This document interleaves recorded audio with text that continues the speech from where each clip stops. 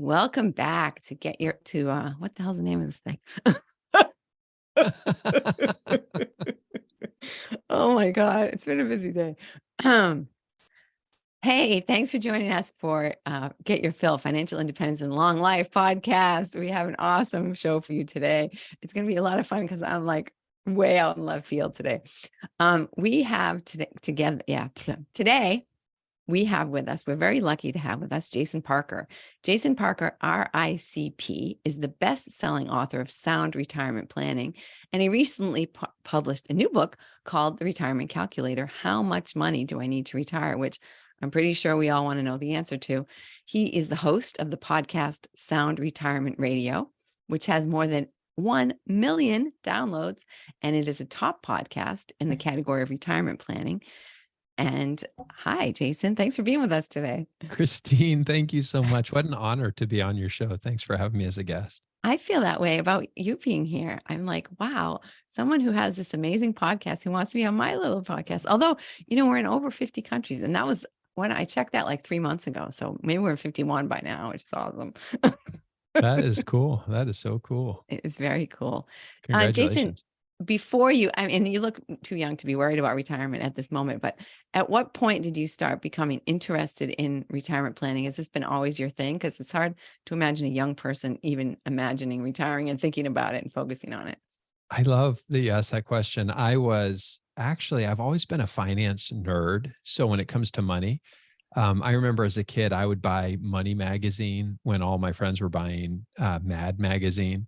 And I had my first lawn mowing business, I think, when I was 12 years old. So finance was always of interest to me, but it wasn't until I met my mentor in my mid 20s that I really took a focus in retirement planning. And he was in his mid 60s at the time, and it was because of that relationship and his direction and his investment in me that we ended up going towards the path of retirement planning. And that's where I've spent most of my career now in the finance world, is on the retirement planning side of things.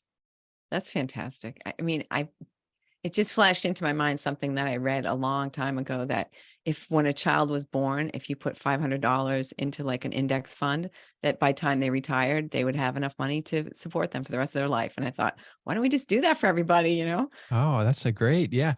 Well, I had a chance to talk to some kids at high school the other day, the seniors that are getting ready to graduate. And I pointed out to them, I said, you guys, if you can just set aside $200 right now and add $200 per month, and then if we can average like the S&P 500, just average 10% per year on that money. Most of these kids are 17, 18 years old, so by the time they're 58, 40 years from now, that $200 a month of investment into something like the S&P 500 index fund, and assuming that 10% growth rate, they'll have almost $1.4 million of investment. The crazy thing is, if they wait 10 years to get started, so instead of starting at 18, they wait till they're 28. Now they only have a little bit less than $400,000 at 58. So time really is this amazing tool when it comes to compounding. Albert Einstein said it's the eighth wonder of the world, compounding. And time is your friend. The more time you have, the easier it is to really amass a lot of money. And like you were saying at the beginning, a lot of the folks that listen to your show are on the younger side of things. And so they have time. If they haven't got started yet, they still have time to get going and have a pretty amazing retirement if they're disciplined. Absolutely. And then it's that like the latte factor type of thing. If you can, $200 when you're 18, it probably sounds like a lot, right? There's Well, I used to think that, but my son, who's, he's graduating from as a senior this year, and he's working at a local car wash making $18 an hour. And so as a kid, when I was working for minimum wage, making $4 and $4.25 an hour, $200 seemed like a lot of money, but I don't know. Kids these days can make money pretty quick. And that's minimum. I mean, that's yeah. a starting type of career. I think the minimum wage is a little bit less than that out here. I'm in the Seattle area. So, it is expensive to live these days though. But you're right. I'm thinking of this so old school because it's 15, $18 an hour. Like we made a buck an hour babysitting, like Yeah. $200. We'd have to work night and day to make that money. Just, I'm dating myself badly now. Oh man. Well, I remember that when my wife and I, when our kids were young, it was hard to hire a babysitter because babysitters are expensive. They minimum wage is not acceptable if you want to keep the babysitter coming back. So Maybe I should go back into that. I know, me too. That'll be my retirement gig. Right. That's my retirement plan. I'm going to go back to babysitting. It's full circle almost. So, Jason, when you're thinking about when you sit down with somebody, so let's start there. When you sit down with somebody and they're like, I'm X years old, let's say that they're, under 40 but they haven't, maybe they've done a little bit with like their company's 401k or whatever, IRA or something. But what's the first kind of conversation that you have with them? Hmm. Well, most of the work that I've done has been focused on people that are within 5 years of retirement. So they're Oh, maybe 55 years old and they're going to retire at 60. So that's where have spent most of my career, most of my time. But if somebody is 40 years old or under 40 and they're really trying to get this, their financial life figured out, the most important thing they will ever learn is to learn to tell their money what to do at the beginning of every month instead of wondering where all of their money went at the end of every month. You only get two choices with your money, and those are both of them. So yeah, I would just encourage people, you have to come up with a spending plan. The bad word that nobody likes to hear is budget. But a budget really is telling your money what to do so that you don't have to ask that question, where did it all go? And they say that money and financial concern is one of the number one reasons for divorce in our country because people unbelievable. fighting over money. Yeah. And a real easy way to sidestep that and avoid that kind of future pain is to sit down with your significant other at the beginning of every month and just come up with a game plan. Say, here's what we're agreeing to. Here's how the money's going to work. And one of the ways that you can do that is through cash envelope budgeting, which Mhm. sounds really old school in the world of, where we can tap our phones these days.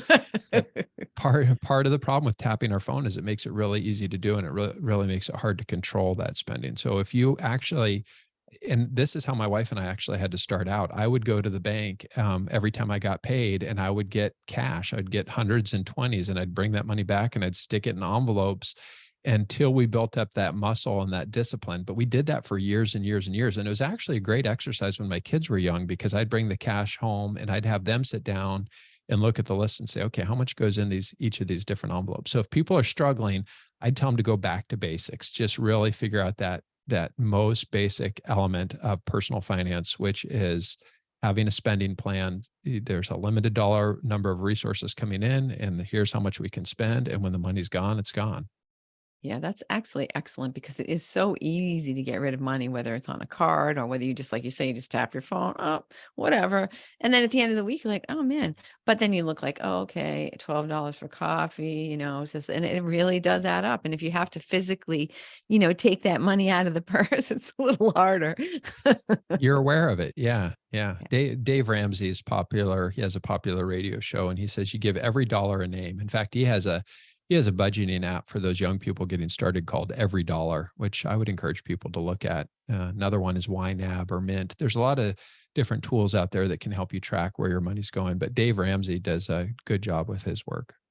Yeah, that's true. Name your dollars. Oh, I don't want to see, Benjamin leave. So what types of asset classes are you helping people to, is that how it kind of works where you say, well, actually, let's go back to that. So you're 55 years old. Are you working with people who are pretty much ready, like they might be age-wise ready to retire, but are they fiscally, financially ready to retire all the time? Is it sort of just an easy, put this in a box and do this thing, or? Not always, no. One of the biggest fears people have is they don't know if they've actually saved enough to be able to retire. And Yeah. so it's the question that everybody's trying to answer. And so there's two elements to this. One is, so I years ago I started, and I'm the president of an SEC registered investment advisory firm. And so we do financial planning one-on-one with people where we help them on this journey and we walk life with them and we make sure that investments and insurance and taxes and cash flow, that's all being optimized. Mhm. But As a result of the book and the podcast and the popularity there, one of the things I found was that a lot of the people that listen to the podcast are more the do-it-yourselfers. They don't necessarily have a financial advisor. They don't necessarily want a financial advisor. Yeah. So I started asking myself, how can we build something to help more people have clarity, confidence, and freedom as they're preparing for retirement? And so I started building software as a service. And so years ago, I built something called the Retirement Budget Calculator. And every month we make that better. It's a tool that lives in the cloud, and people can sign up for it, and they can go through this exercise themselves. And really, what retirement in its simplest form really boils down to just three numbers: how long are you going to live? How much have you saved? And how much do you spend? And when you have some idea about those three numbers, you can really start to project out into the future to know whether or not you've saved enough, or whether or not you're going to run out of money in retirement. And for somebody like you that's a real estate investor, one of the things we love about real estate as an asset class is that, especially once you get those properties paid off, is the cash flow that's being generated from those properties. And so retirement is an exercise in cash flow. It's making sure you have enough income coming in every month to cover all of your expenses. And so that's why I called the calculator that we built the Retirement Budget Calculator, because most of the industry, most of the financial planning industry focuses on how much have you saved. And then they start talking about withdrawal rates. Yeah, So if there's you've saved 4% business and yeah. 4%. Yeah. So if you saved $1 million, you can take out 4% per year, assuming you have a 60-40 stock bond portfolio. And that means you could take out maybe $40,000 to start and then adjust that amount for inflation every year. But that doesn't give anybody any confidence, because if you have 40,000 coming in, but you don't know how much you spend, it really doesn't do anything for you. So I said, let's make a tool that is focused on the spending side of the equation. And then one of the cool things about it, you can customize it to your specific situation. So if you do have real estate investment and that real estate's producing a certain amount of income for you, and then you're going to have Social Security and maybe you're going to have a pension, you can model all of those different cash flows. And then you can say, okay, well, here's my expenses. Here's these guaranteed income that I'm going to have. Now, how much money do I need to pull out of the portfolio after that's all accounted for? Yeah. And that's what we did in the calculator. We made it really simple for people just to put in their birthday, put in all of the accounts that they own, and then put in their spending. And then they can project out into the future to see if their money's going to last. And, you got to take into consideration things like inflation and rates of return, and what happens when one person dies, and, what happens if somebody needs long-term care. But really, when you have a plan, what most people don't have is a plan. A lot of people have investments, a lot of people have asset allocation, a lot of people have real estate, but they don't necessarily know how all of those pieces work. And that's what the tool was that we built to help people understand how it all comes together to support a lifetime of spending. And that's the reason that most people saved their money in the first place, was so that they could spend it. Exactly. I know that's the thing. People don't think, well, now I only spend XYZ. Like, yeah, but now you've got all day long to spend money. You've got, Yeah. to go places and do things and have experiences. Like, you might be underestimating. Well, that's a true statement. So one of the things we found is that a lot of people, when they first retire, they spend more at the beginning of retirement, because now they have all of their time, they have their hobbies, they can travel, they can do all this stuff. And Morningstar actually did a study on this. They call it the spending smile, where what they show is that spending starts high at the beginning of retirement. When people get down into their mid 70s, early 80s, a lot of times life slows down. They don't want to travel as much. The airport becomes a hassle to take off your shoes and, go through all that stuff. Right. And they eat out. When they eat out, they split a meal. They get down to just one car instead of two cars. So life starts to slow down at some point for most people. And then the other side of that equation is towards the end of retirement, a lot of times for people in their mid 80s, early 90s, medical expenses start to go up. So then your spending increases. And that's one of the things we do in the calculators. We let people model that, because we want them to live their best life. You don't have, everybody thinks they're going to live to age 100, but the reality is that most of us don't. I think for women in our country, it's like 13% of women make it to age 100. And men, about 8% of men make it to age 100. Now, medicine, science, and technology are getting better all the time. And so we could probably assume that life expectancy is going to be longer than it has been in the past. But still, we just want people to take advantage of this time when they have one another and they have their health, and they can do this stuff.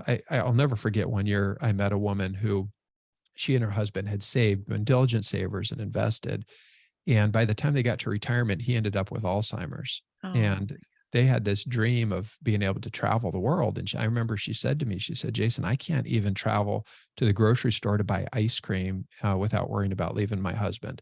So they missed an opportunity because they were too conservative for too long. So it's a balancing act. You know, we want people to spend, but we want them to do it in a way where they don't have to worry about running out of money in retirement. I know. And that's so many people's retirement plan. I just won't live long enough to run out of money, right? That's a When it's crummy looking plan. grim, I'll just start taking more chances. I mean, because that's the big unknown. How long am I going to live? That you kind of have to, if you knew that, you could work backwards, like, oh, look, in 2 years, I get this disease. Well, shit, let's go. Let's just spend some money, like, Yeah. but Well, so the way that we handle that in the calculator, when you put in your birthday, the first thing that we do is we use the Social Security mortality tables to show you what average life expectancy is. So yeah, for a guy my age, they say that I'm going to live to age 80. The funny thing about life expectancy is the longer you live, the longer you're going to live. So, and the problem with Social Security mortality data is the average means that 50% of people are going to live longer than that. So on my YouTube channel, I showed people recently how they can use a tool that's developed by the Society of Actuaries to create a probability for how long you could live. And that's interesting. where I share that number that 13-14% of women can live to age 100. Yeah. But the other thing we want to do is look at family history, and more about your own medical situation. Yeah. Again, when you plan, you want to hope for the best, plan for the worst. And a worst case scenario in terms of your money lasting a long time, a lot of people on our calculator will assume that they're all going to live to age 100. And that's the more conservative way to do the planning. Yeah. Because in the way, the worst case scenario for your retirement planning is that you live really way too long, right? Or Yeah, like you say, you think you're going to live longer and you don't have as much fun. So it's, it's a trade-off for sure. yeah, it's a trade-off. How do you, I guess you just use historical data for inflation. I mean, I feel like inflation is Mm. such another unknown along with age, this, what do you Yeah, use to, or how do you imagine inflation when you're doing your calculator? such an important question. Yeah, because inflation is something that's with us. The Federal Reserve wants inflation. They want a healthy amount of inflation. And so you're right. What we know is that over a long period of time, we have this data that shows that the consumer price index has increased at about 3% per year. But what we found is that not all expenses increase with inflation. And so one of the things that we did that was unique in the calculator was we said, look, if you have a mortgage with principal and interest, the principal and interest doesn't go up with inflation every year. So Right. it would be crazy to assume that expense, in fact, that expense is going to go away in the future. So the way that we designed our calculator was to say, well, let's give you the power to assign a different inflation factor for each expense.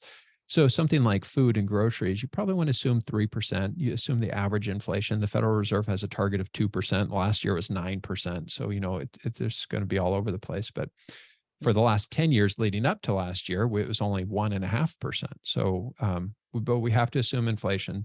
Something like a mortgage, you assume 0% inflation and you show that expense going away in the future. Medical expenses or health insurance, you probably want to assume a higher inflation rate there, maybe 5%. I got my property tax bill this year and my property taxes increased 15%. So, depending on where you live, you might want to assume higher than average inflation on something like property taxes. Yeah. Yeah, that makes it tough actually for older people. I know some people whose homes are paid off, but they still have to sell their home because the taxes have just become so outrageous compared to what they were when they moved in there. It's true. Different states deal with that differently. Some states cap the amount of money that you pay in property taxes based on when you purchase the house. But That yeah, would be helpful. I've seen the same thing. People end up with $1,000, $2,000 a month just in property taxes, and they have a house paid off. Sad. So conversation that's been going around with a lot of my friends who are turning 62 is, when should we start claiming our Social Security benefits? And I think I read somewhere, right, that if you start early, then you should, if you think you're going to live beyond 88, then you should wait and take, it at 65 or something. Is there sort of a rule or a guideline for when you should actually start getting your benefits? Well, if you have a history of longevity, well, first of all, Social Security is this amazing benefit. You've paid into it for a long time. It's tax efficient income. So in a worst case scenario, only 85 cents of every dollar that you receive from Social Security is taxable. It's inflation adjusted income. So it adjusts every year based on the consumer price index for urban wage earners. Um, it has survivor benefits and spousal benefits. So when one person, like in a married couple, if you both have your own Social Security and one person dies, the surviving spouse gets to step up to the higher of the two benefits. Mhm. If a spouse didn't work, they still are eligible for Social Security based on their spouse's earnings record. So there's all these nuances that go into Social Security. And it really can be the difference for some people, whether or not they end up having enough money when they start Social Security. It can be the determining factor between whether or not they've saved enough to be able to retire comfortably or run out of money early in retirement. So it is definitely one of the biggest financial decisions people are going to make in this retirement puzzle. And you want to take the time to get it right. And one of the mistakes people make is they say, well, Social Security is going to be broke in 2035. It's not going to be able to pay out all the money. So I'm just going to take it as soon as I can so that I get something out of it. And the reality is, if you take a reduction in benefits, if you started at 62, you're going to take a 30% reduction in benefits. And if you wait till 70 to start benefits, you earn 8% per year beyond your full retirement age. For most people today, full retirement age is age 67. 67 is the point where you can earn as much money and not have any negative consequences for starting Social Security for most people today.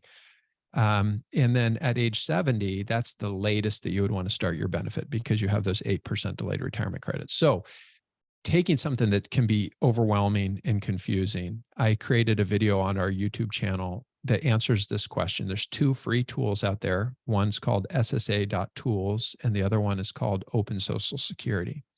And in this video that I created, I show people how you can use these two free tools to optimize Social Security over two people's lifetimes. So you can see what would be the optimal time for you to start Social Security based on life expectancy and cost of living adjustments and some of these nuances.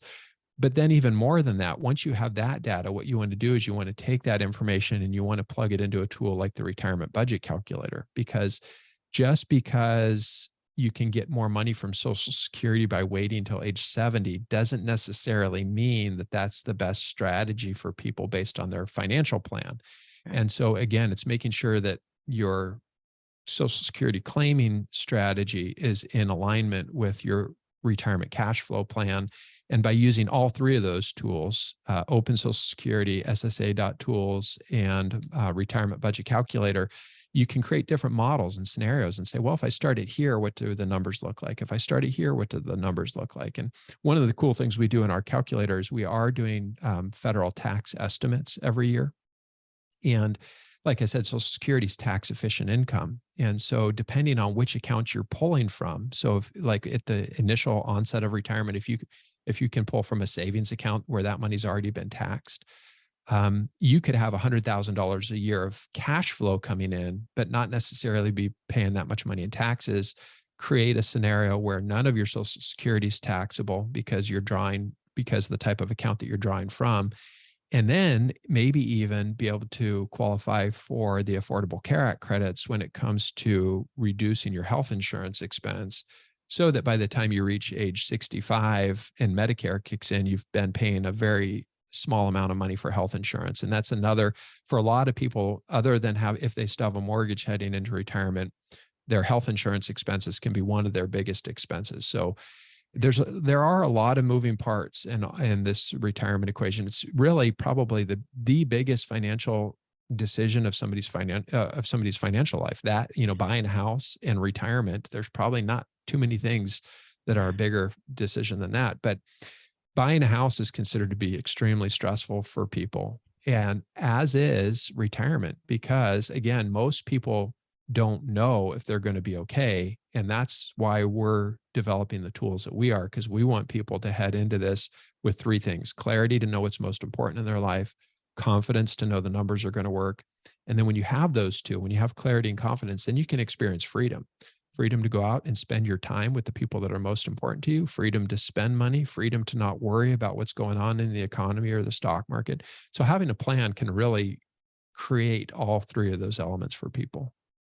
Jason, I'm so impressed with this calculator and with all the knowledge and information that you're disseminating, because it is such a confusing thing for people. I mean, in my age group, right, I'm going to be 60 in July. So now all my friends is blah, blah, blah, talking about retirement Ah, and retirement savings and how long can I afford to live and, all this kind of stuff. So it's amazing. I'm going to send everybody to your website. What is the best way for people to like initially start out if this is their first, imagine this, if this were their first exposure to you and they're just, you're just blowing their heads off and now they're like, oh my, I got to, connect with this guy. I got to figure out what he's doing and get him to tell me what to do. So what's the best way for people to begin this journey with you? yes. So the calculator is free it's a freemium tool. So there's a free version and then you can upgrade to a paid version. The free version is going to let you plug in your birthday and it will tell you your life expectancy. It's going to give you the ability to plug in all of your assets so that you can track your investments over time. Every month, you can create a snapshot to see the progress that you're making. And then it's going to give you the ability to create the budget. So it gives you the ability to create those three important numbers. And you can do all that for free. You can sign up for the calculator for free for life to have access to those.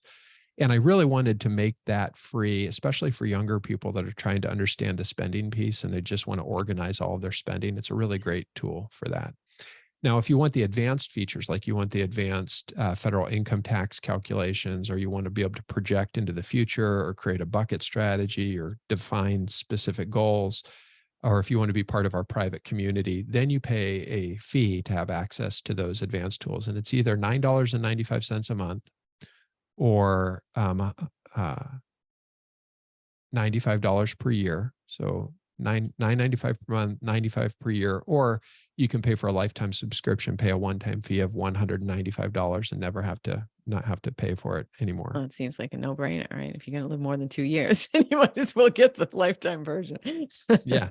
So that I would say is the first, if people really want to start getting this organized. And then, like you said, I've got the podcast. The podcast is all about education. It's about helping people make smarter, better financial decisions as they're preparing for this journey into retirement. And then my new book, Retirement Calculator, How Much Money Do I Need to Retire? It's a short read.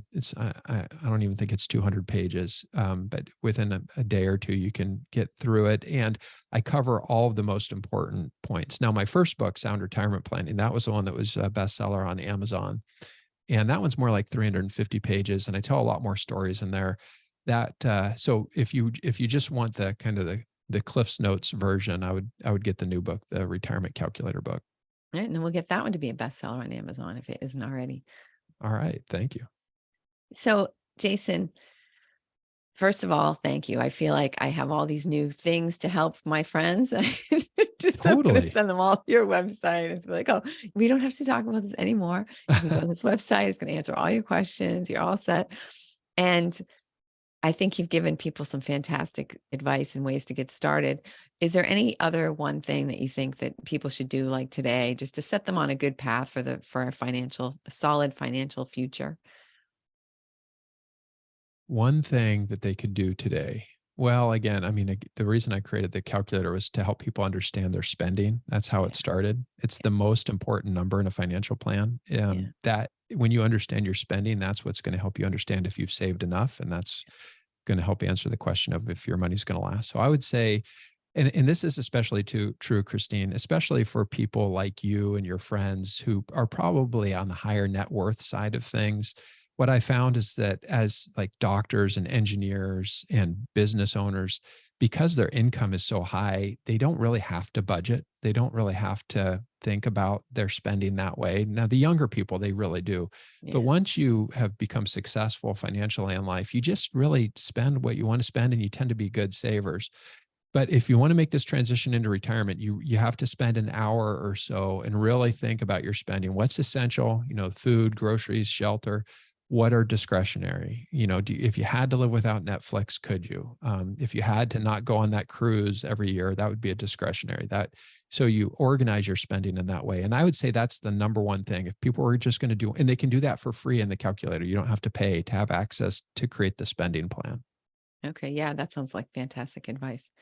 So, Jason, Is there anything you wish I would have asked you? Anything that you wish we would have touched on that we just kind of went down a little detour and didn't get there? No, you're amazing at this. You're really good Oh, at thanks. interviewing. Yeah, thanks. Thanks. That's a huge No, compliment coming from you. well, you've given me a lot of opportunity to share the work that we're doing, and I'm really passionate about it because, in America, I think everybody can have a really good financial plan. Unfortunately, most of the people in my industry, a lot of advisors are retiring, and there's just not enough people working in this industry. So what has happened is a lot of advisors won't accept new clients unless they have 500,000 or $1 million invested. And so what happens for people, if they haven't saved $1 million, they don't end up with a really good financial plan. So one of the things I'm really passionate about is that for $9.95 a month, Yeah. every American can have a really good retirement cash flow plan. I know that all the data shows that people that work with advisors end up with more money than people that don't have advisors. But having a financial plan and using the software, I think we're really going to be able to change. And the reason that this is significant for me is there's so much confusion in the world right now, Christine. And I think when we release people into retirement, when they know that they have the confidence that they can go out, then what it frees them to do is to mentor the younger generation. And Mhm. I wouldn't be where I am today if it weren't for my friend Dean, who was my mentor. He taught me, he taught me, invested in me. He teased me, he challenged me. And I just think that in America, we have so much opportunity, so much potential in this next generation of people heading into retirement to speak life into the younger people. And I'm excited about that. Yeah. Oh, you're absolutely true. That's a beautiful sentiment. Thank you so much, Jason. Thanks. And thank you, listeners, for listening. It's been another great time we spent with you. I know you've been smiling and laughing and hearing Jason and thinking to yourself, oh man, maybe I really can retire. Maybe it would be a good idea to figure out what in the world I might need and how long I might live and all that good stuff. So I suggest in the show notes, you'll find a link to the calculator. You'll find a way to buy Jason's new book. Two very small investments. Don't screw around with the monthly thing. Just get the lifetime membership, take it from someone who has a little bit of fiscal experience. Just go right for the lifetime thing. There's a great chance you're going to live more than 2 years. Have a wonderful week. Share this the episode with someone you know, whether they're old or not. They need to hear this, especially if they're young, actually. Share this episode with a young person and see you next week. Thank you. Thank you.